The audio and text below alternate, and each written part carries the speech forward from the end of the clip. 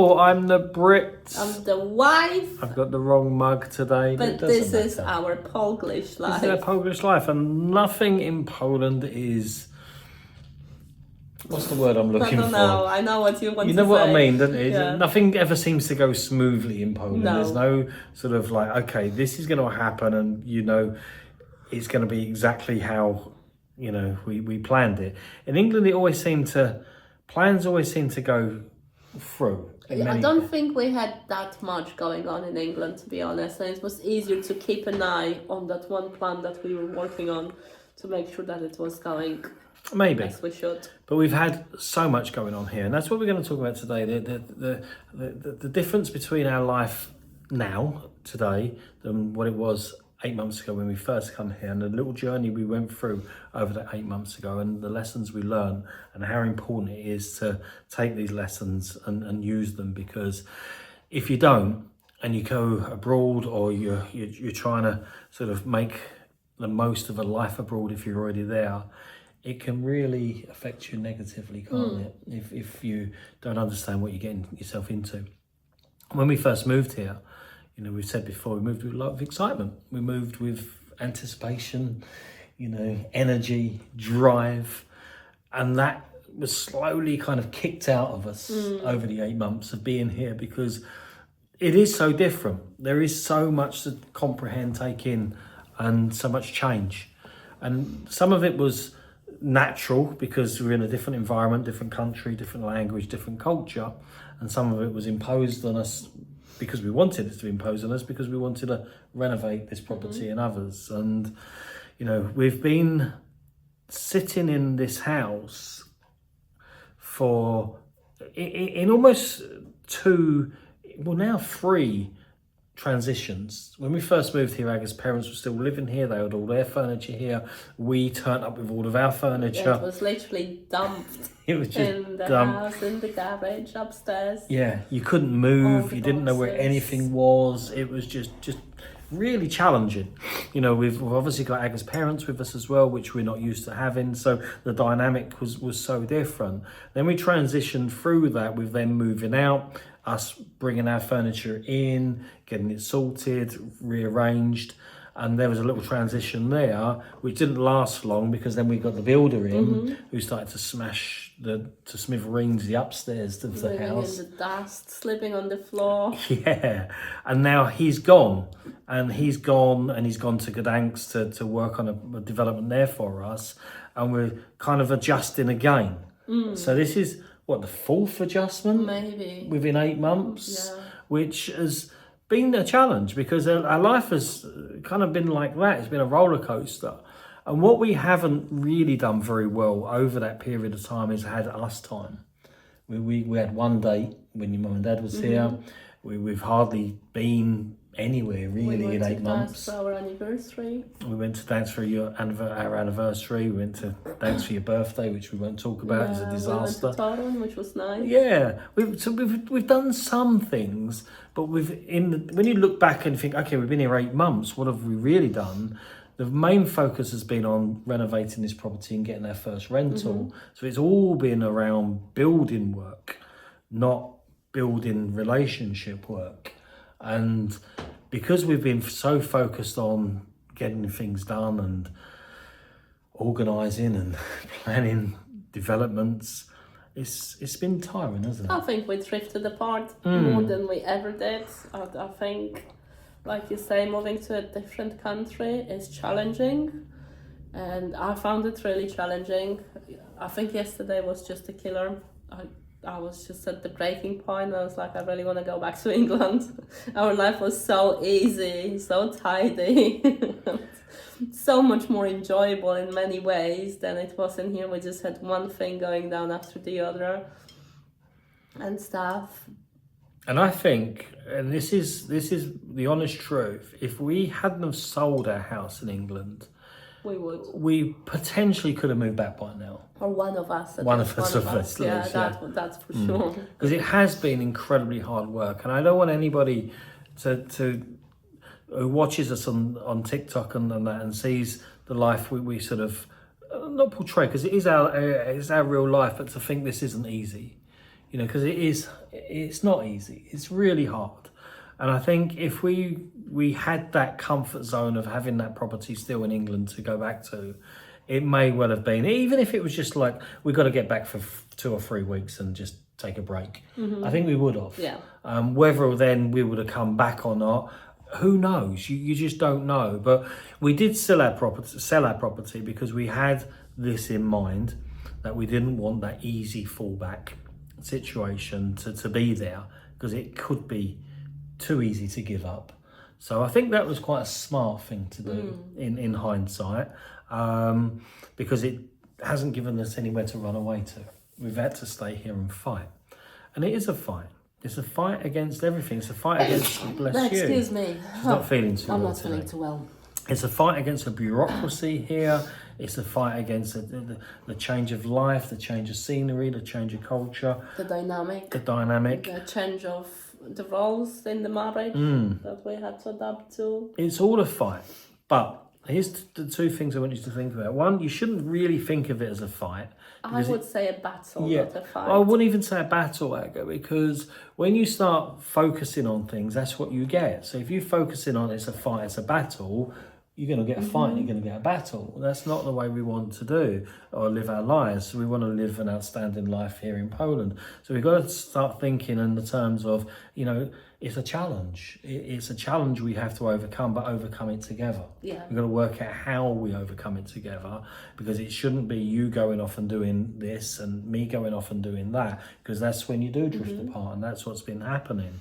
I'm trying to figure everything out, trying to work out what people are saying, trying to come to get some sort of idea how to build this business here. You're trying to do the developments, deal with the builders, deal with the bureaucracy side of things, and it's split us. I think the clash has also come because we both put ourselves as victims. So you felt like a victim because you don't speak the language, you feel isolated, you don't understand. So when there's things going on, you have to stay back.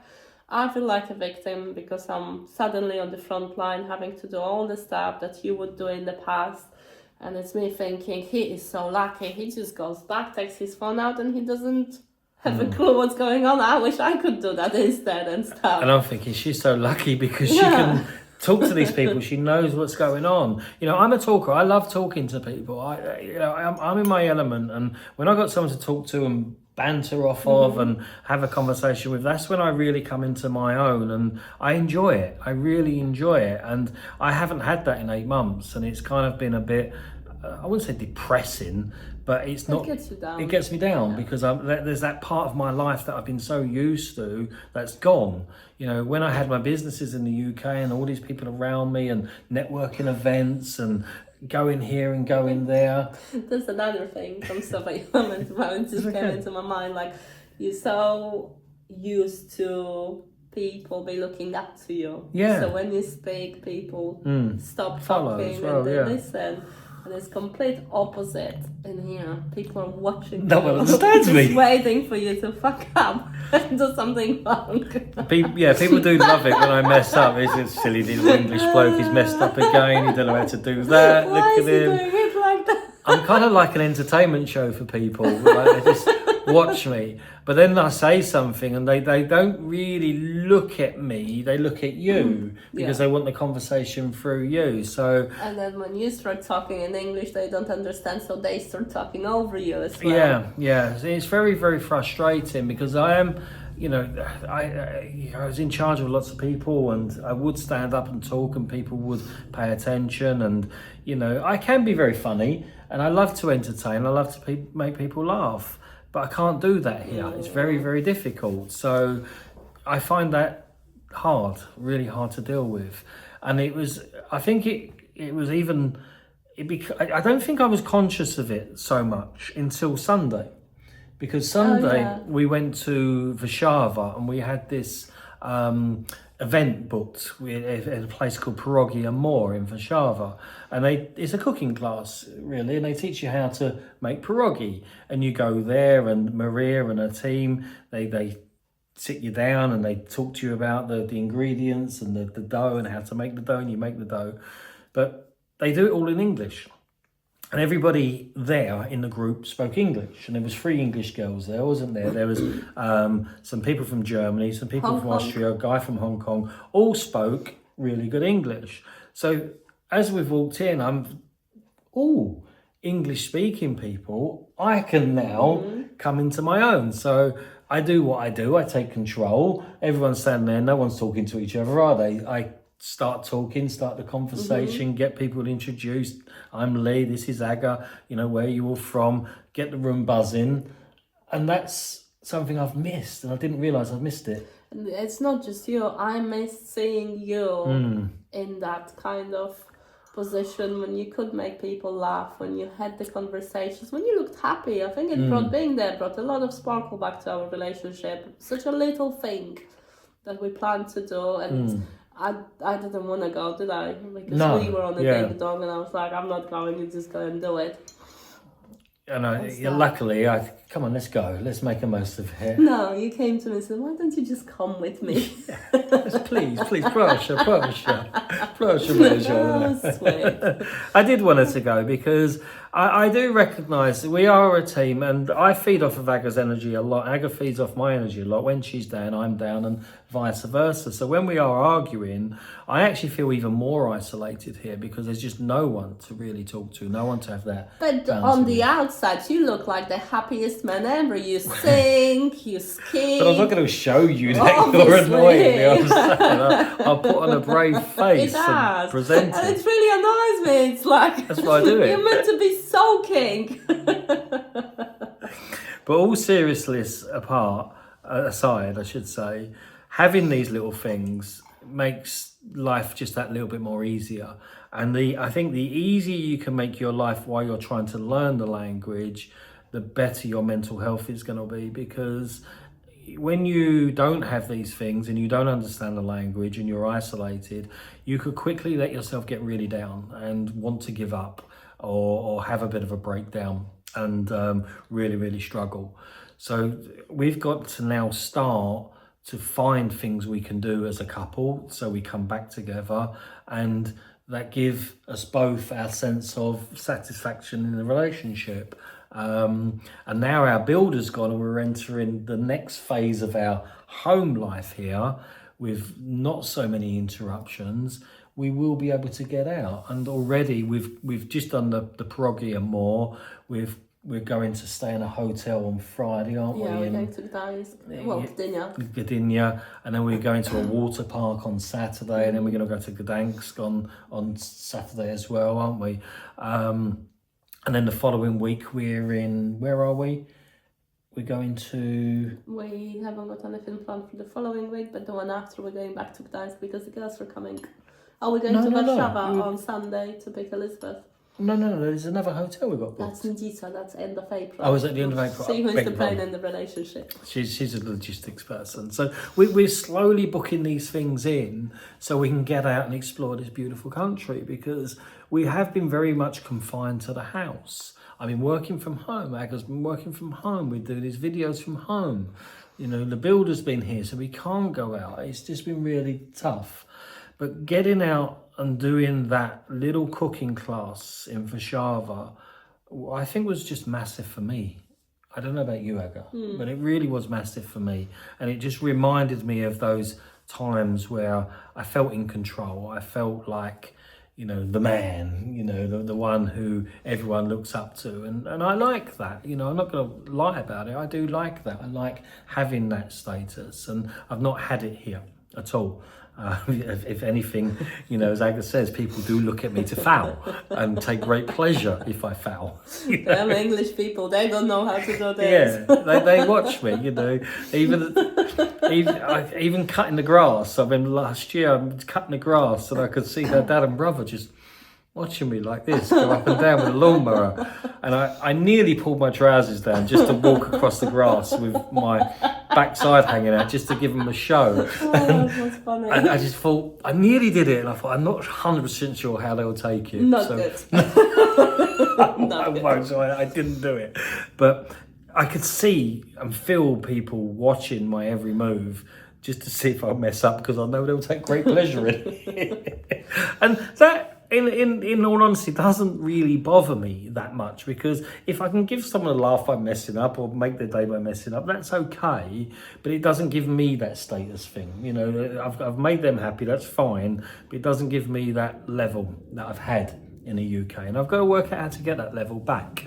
And have you look at me like that person that I was in the UK, and doing these little things and going out and meeting other people. Why I'm learning the language will certainly help me. And when I've learned the language and I can talk to people, I don't think that's going to be a problem anymore. No. You know, they'll still look at me to mess up.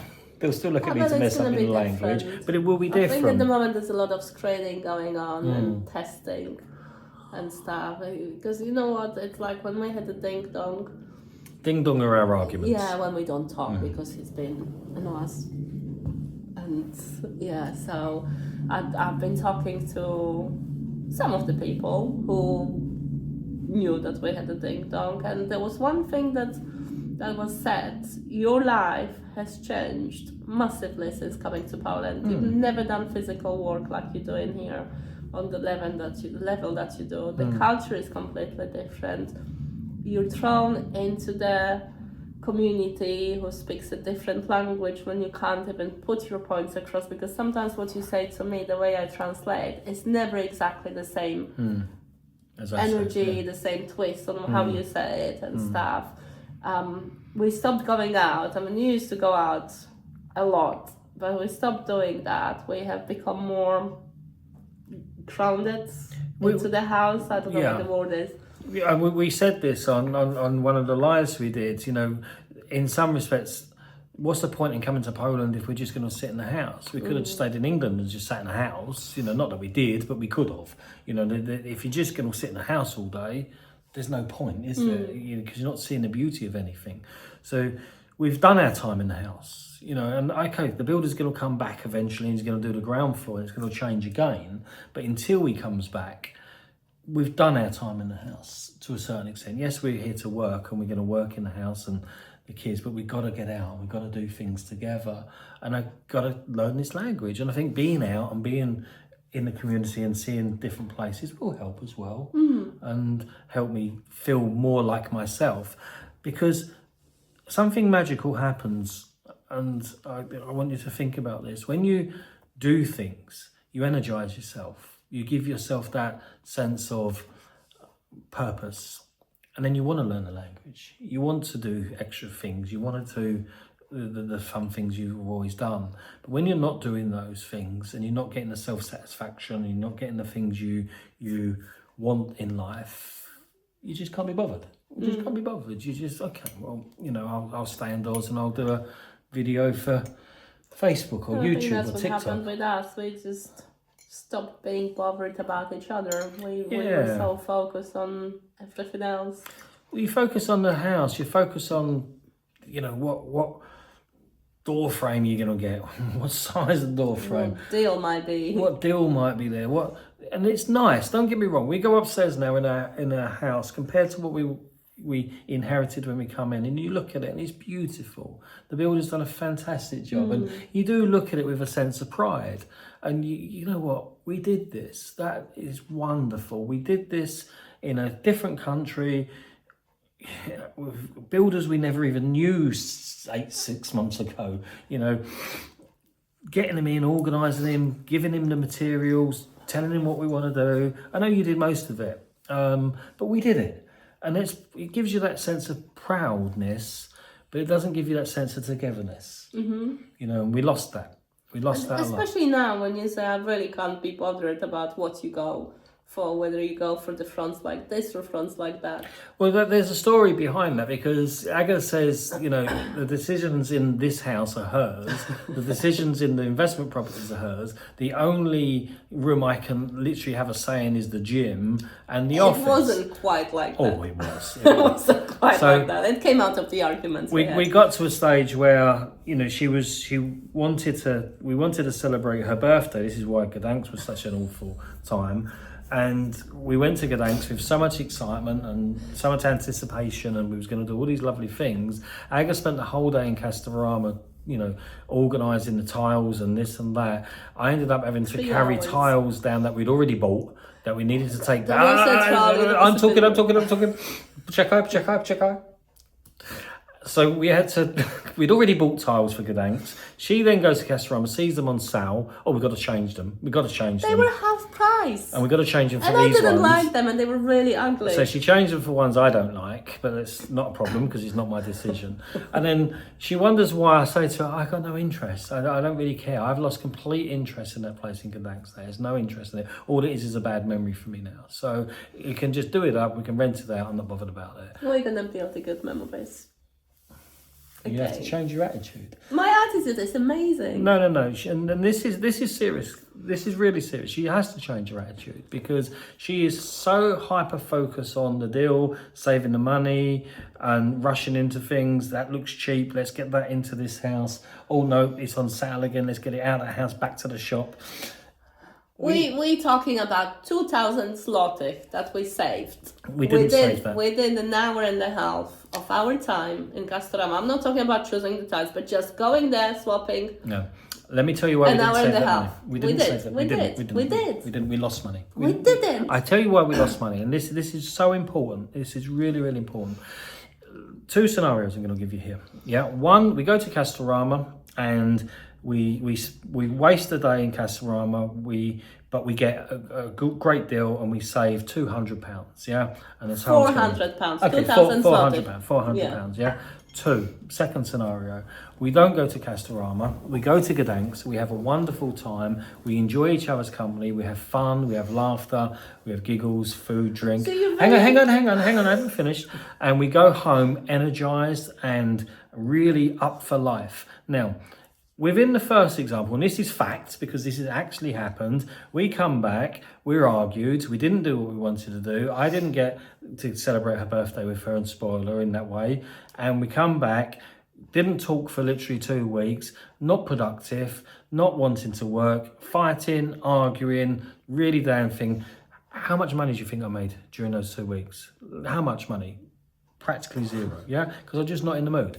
So it cost us money, Aga, because we've argued. We didn't have the thing. Now, hang on, check up. Second scenario, we come back and we're so energized, we're so up for it, we're so, yes, for life. How much money do I make in that 2 weeks? Because I'm so, yes, I want to get out and do this again. I want more money. I make a lot more money. So we actually make money in the second scenario.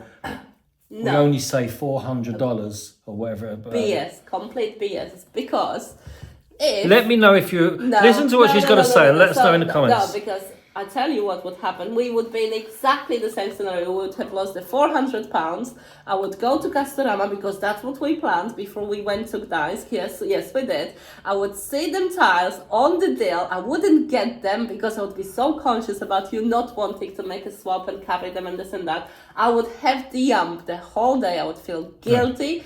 And we would still have the argument. No. I tell you what we'd have done. We'd have any sensible person. No, I'm not having that because what happened was actually the best outcome. We saved the money. We got rid of the ugly tiles. They picked it up. The manager was so lovely. He even gave us a discount on the top of the discount and the tiles. Because he felt so sorry for me. He felt so sorry for me, that man. They were half price and they look really nice. I saw the picture today and I just love it. And I really like the tiles we took back, and I don't like the tiles we bought, but that doesn't matter. Anyway, we're not going to argue about it. We're going to talk about it. But here's the thing, and this is the point of what we're talking about.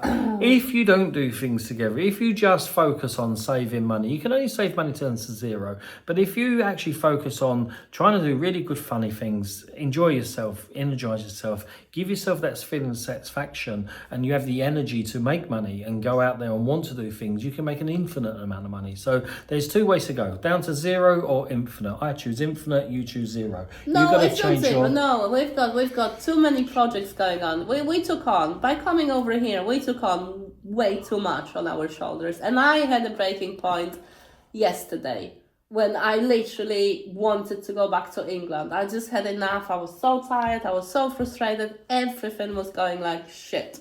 Everything like wrong. Literally everything. Well, it turned out to be a good day because we turned it into a good day and stuff. But But it wasn't a great day to begin with. Our wall in the bedroom had to be knocked down again because there was a problem with the connection. The light wasn't working.